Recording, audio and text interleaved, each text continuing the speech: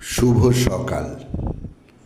আজ 29শে বৈশাখ 1432, ইংরাজির 13ই মে 2025।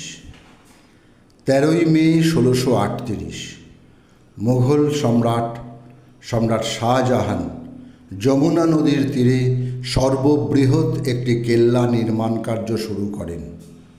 তখন এই দুর্গের নাম ছিল কিল্লা-ই-মুবারক, আশীর্বাদধন্য দুর্গ।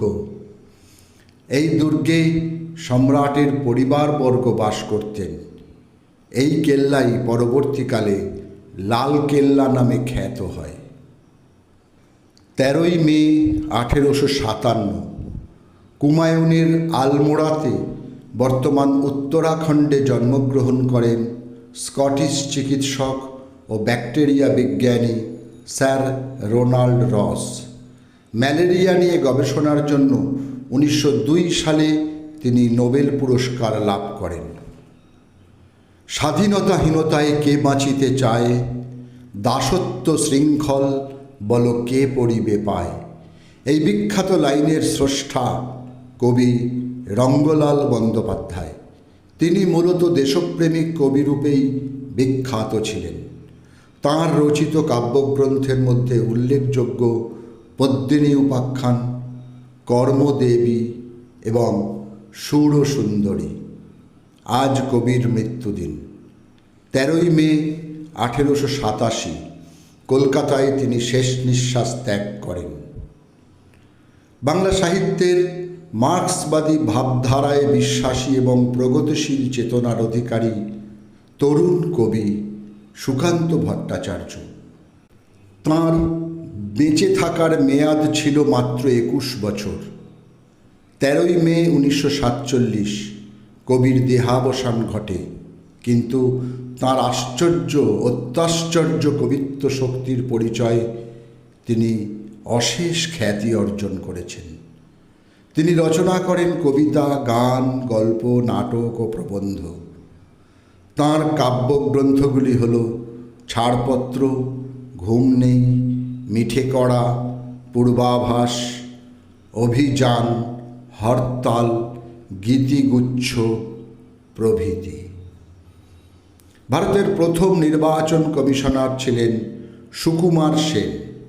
তিনি ভারতের প্রথম দুটি সাধারণ নির্বাচন 1951-52 ও 1957 তিনি স্বাধীনভাবে দক্ষতার সঙ্গে সম্পন্ন করেন। তদুপরি বর্ধমান বিশ্ববিদ্যালয়ের তিনি ছিলেন প্রথম উপাচার্য। আজ তাঁর মৃত্যুদিন। সময়টা 1963। 1954 তিনি পদ্মভূষণ উপাধি লাভ করেন। 2001 সালের 13ই মে 94 বছর বয়সে চেন্নাই শহরে প্রয়াত হন ভারতীয় লেখক রাশিপুরম কৃষ্ণস্বামী আইয়ার নারায়ণস্বামী বা R.K. নারায়ণ।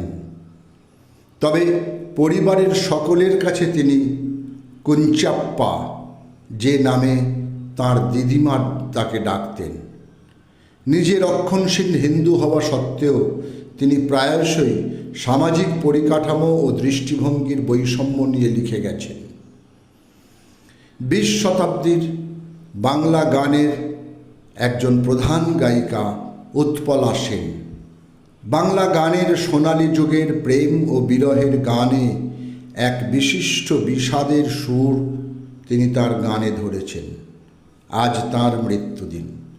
13ই মে 2005 SSKM হাসপাতালে তিনি শেষ নিঃশ্বাস ত্যাগ করেন। আন্তর্জাতিক খ্যাতিসম্পন্ন বাঙালি নাট্য ব্যক্তিত্ব বাদল সরকারের আজ প্রয়াণ দিবস। 13ই মে 2011 85 বছর বয়সে কলকাতায় তিনি শেষ নিঃশ্বাস ত্যাগ করেন।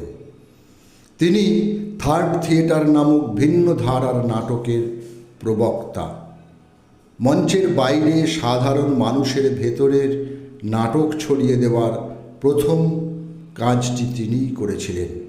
তাঁর নিজস্ব নাট্যগোষ্ঠী শতাব্দী গঠিত হয় 1976 সালে। সকলকেই আমার আনত প্রণাম।